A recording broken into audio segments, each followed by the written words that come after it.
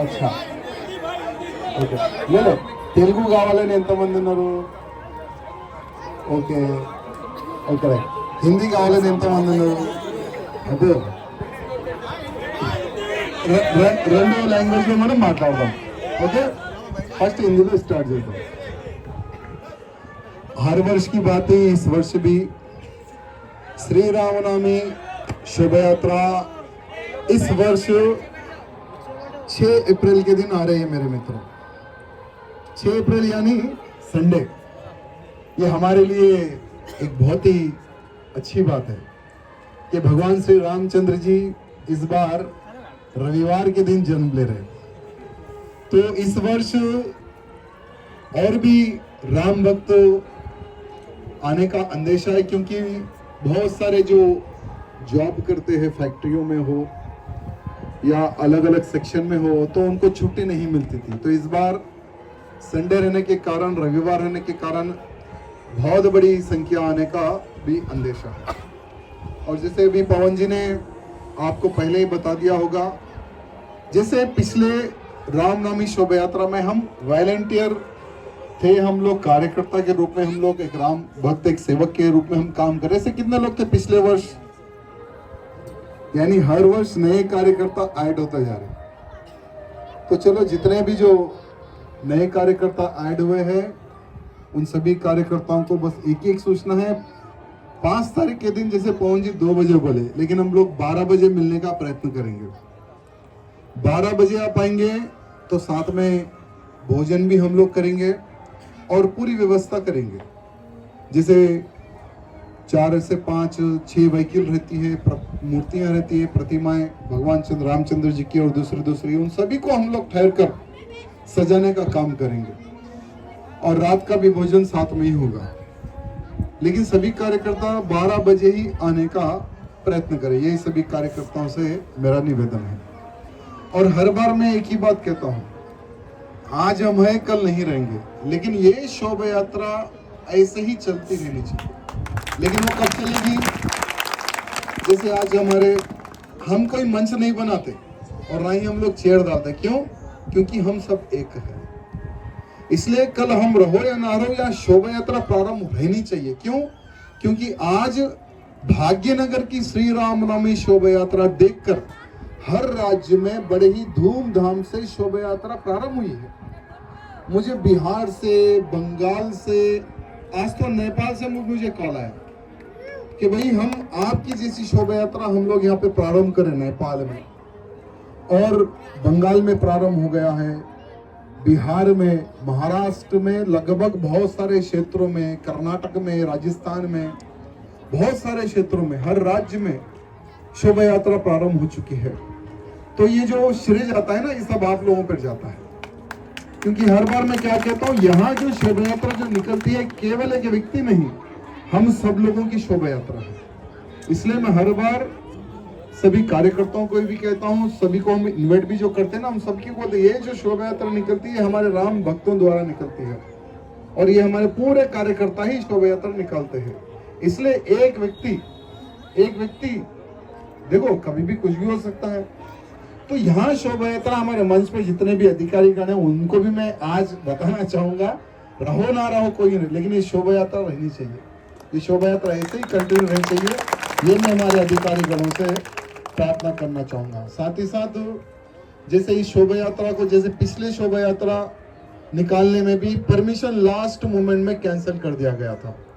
कि भाई इस वर्ष यानी 2024 की जो शोभा यात्रा है रामनवमी की आप नहीं निकाल सकते लास्ट मोमेंट में परमिशन कैंसिल किया गया था तो बड़े ही संघर्ष से लेकिन आप सब लोगों के सहयोग से पिछले वर्ष शोभा यात्रा बड़ी ही धूमधाम से निकली है हमने इस बार यहाँ डिसाइड किया है कि हम लोग परमिशन ही नहीं पूछेंगे इस बार हम ये कहिए पिछले वर्ष भी प्रॉब्लम आया था तो हमारे पुलिस के अधिकारियों से मेरा निवेदन है कि हमारे कार्यकर्ताओं को पता है कि कहाँ ठहरना है कहाँ नहीं ठहरना है तो कृपया करके आप मंचों की सपोर्ट में आप खड़े रहिए लेकिन हमें किसी को मंच ना डालने दे और मंच को आगे पीछे करने के लिए इस तरह से अगर पुलिस इस बार ना सताएगी तो अच्छा रहेगा हमारे जो इंटेलिजेंट के जो अधिकारी यहाँ पर बैठे हुए हैं उनसे निवेदन है कि आप वो मैसेज पास कीजिए। साथ ही साथ जैसे बहुत सारे हमारे राम भक्त इस शोभा यात्रा में आते हैं, तो 3 ऐसी जगह हैं जहां पर हमारे राम भक्तों को ढकला जाता है, जैसे पुराना पुल और बेगम बाजार छतरी और गौलीगुड़ा, वो राउंड एक सर्किल है, वहां पर हमारे कार्यकर्ताओं को ढकला जाता है। तो हमारे पुलिस के अधिकारियों से निवेदन है कि हमारे कार्यकर्ताओं को ढकलने की आवश्यकता नहीं है। हमारे कार्यकर्ताओं को पता है कहाँ पे रुकना है, कहाँ पे आगे बढ़ना है।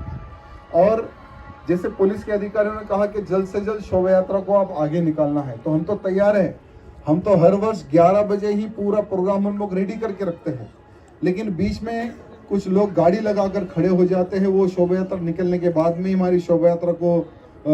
पुलिस वाले ही लेट कर देते हैं। तो इस बार हमने कहा कि अगर हमारा रास्ता अगर क्लियर रहेगा तो हम लोग सबसे पहले ही शोभा यात्रा को निकाल देंगे, ऐसा पुलिस के अधिकारियों को भी कहा गया है। लेकिन सबसे अच्छी बात यहाँ है कि आज भगवान श्री रामचंद्र जी के आशीर्वाद से 2010 में यहाँ शोभा यात्रा प्रारंभ हुई थी और लगातार निरंतर शोभा यात्रा बढ़ते जा रही है। यानी भगवान श्री रामचंद्र जी के प्रति भक्ति भावना किस प्रकार से बढ़ रही है, यहाँ आप सब लोग देख रहे हैं। और यही शोभा यात्रा में इस वर्ष जैसे भगवान श्री रामचंद्र जी ने एक अहंकारी रावण का वध करने का एक संकल्प लिया था, वैसे ही इस शोभा यात्रा में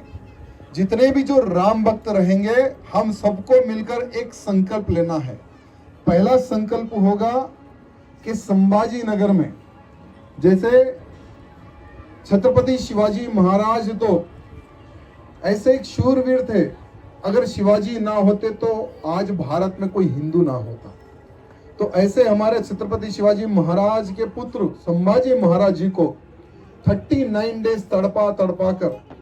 उनकी निर्मम किस प्रकार से हत्या की गई है, आज पूरा भारत का हिंदू देख चुका है, समझ चुका है छावा मूवी के माध्यम से। और आज हम यही शोभा यात्रा में एक संकल्प लेंगे कि हर वो राम भक्त को, जैसे मैं महाराष्ट्र में भी कह के आया हूं कि हमारे मुख्यमंत्री जी को हमने बोला है, क्योंकि मुख्यमंत्री जी और एकनाथ शिंदे जी डिप्टी मुख्यमंत्री जी इन्होंने कहा कि हम औरंगजेब की कब्र को तोड़ेंगे। तो हमने उनको कहा कि सिर्फ तारीख और जगह बता देना, कितने लाख మీ అందరు సహకారంతోనే మనం ఈ శ్రీరామనవమి శోభయాత్రని ప్రారంభం చేస్తున్నాము। ఈ సంవత్సరం 6వ తారీఖుకి వస్తుంది సండే। ఈ సంవత్సరం కూడా లాక్స్ ఆఫ్ రామ భక్తులు మన శ్రీరామనవమి శోభయాత్రలో పాల్గొనికి వస్తున్నారు। కానీ ఈ శోభయాత్ర అంటే ప్రతి సంవత్సరం చాలా శాంతిపూర్వకంగా మన శోభయాత్ర మనం తీస్తున్నాం। ఎక్కడ కూడా చిన్న కొట్లాట కాకుండా మనం శోభయాత్రని తీస్తున్నాం। కానీ పోయే సంవత్సరం కూడా లాస్ట్ మూమెంట్ లో పోలీస్ అధికారులు మా పర్మిషన్ క్యాన్సిల్ చేసినారు। అనవసరం అసలు ఎవరు మాట విని పోలీసులు మా పర్మిషన్ క్యాన్సిల్ చేసినారు అర్థమైతే లేదు। కానీ ఎంఐఎం ఆఫీస్ నుంచి వాళ్ళకి ఆర్డర్ వచ్చిందేమో, అందుకోసం శ్రీరామనవమి శోభయాత్రని పోయే సంవత్సరం వాళ్ళు క్యాన్సిల్ చేసినారు రైటింగ్ గా। కానీ ఈ సంవత్సరం మా పెద్దలు అన్నారు, మనకు ఎందుకు అవసరం పర్మిషన్, ఎందుకు మనకు, ఇది మన దేశం, ఇది మన హిందూ దేశం। మన హిందూ దేశంలో మన ఫెస్టివల్ మనకు జరుపుకోనికి శోభయాత్ర తీయనికి ఎవరు పర్మిషన్ మనకు అవసరం లేదు। వితౌట్ పర్మిషన్ ఈ సంవత్సరం మనం శోభయాత్ర తీస్తాం। రాముడి గుడి కడితేనే ప్రారంభమైంది, రామ మందిరం తర్వాత కాశీ మథుర తర్వాత ప్రతి ఒక్క మా గుళ్ళు పలగొట్టి వీళ్ళు ఎక్కడెక్కడ కట్టినారు కదా బాబ్రీ మస్జిద్, ప్రతి ఒక్క బాబ్రీ మస్జిద్ కూల్చి భవ్యమైన మన గుడి మనం కడుతున్నాం। ఆ సంకల్పం కూడా మనం తీసుకుందాం। ఇంకా ఎవరిదైనా ఏదైనా క్వశ్చన్ ఉంటే మీరు అడగచ్చు, ఎవరైనా లేచినారు అప్పుడు చెప్పమ్మా।